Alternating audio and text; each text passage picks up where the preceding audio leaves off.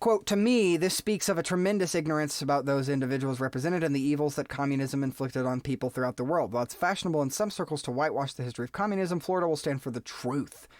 For truth, and remain as a beachhead a beachhead for freedom. My issue is, and here's the thing, I'm not a communist. I'm not pro-communism. But I'm also not pro-capitalism. I don't think any ism. None of them are going to be the end-all be-all. There is no one-size-fits-all solution. Now, I'm not saying we should force students to believe that. We should just say, here's the thing that happened, here's how it happened, here are the effects. I'm perfectly fine with this idea of talking about communist regimes that failed and were oppressive and destructive, because the vast majority of them were. Nicolas Maduro, completely destructive, and the Chavismo movement. Pol Pot, completely destructive. Vladimir Lenin's system was actually slightly better than Stalin's, believe it or not. There was a little bit more freedom under there, but that's actually why Stalin wasn't a fan of it. You know, there's that whole thing with Trotsky and Stalin fighting each other for power. Trotsky ends up getting exiled and killed in Mexico. Long story. Very fascinating, but way too long for me to go into right now. And Stalin's routine purges of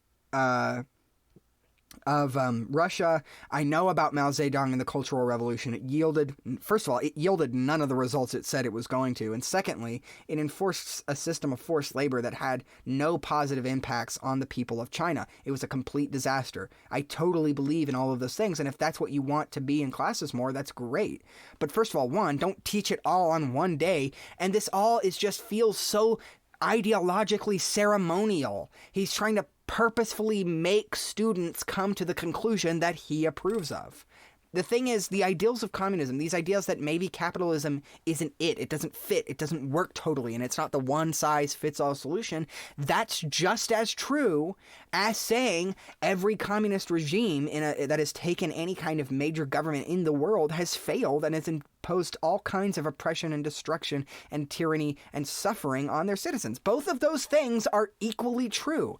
Perhaps, and this is just my partisan interpretation, perhaps neither one works and there isn't just some one-size-fits-all solution that's going to plug in perfectly and solve your country's problems.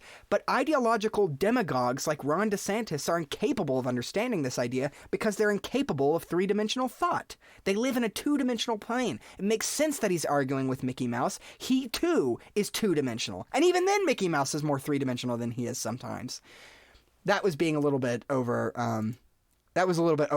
the top with my hyperbole, but I hope you'll forgive me for that. But the point being made here is that, first of all, Ron DeSantis is an ideological demagogue who I do not trust or believe, even for remotely of a second, cares about any kind of truth or evidence that doesn't come to the conclusion that his ideology, his political and cultural and social ideology, is absolutely perfect and is going to solve every problem that's ever happened. Because to me, that's what he reflects. He reflects ideological delusion in the worst cases.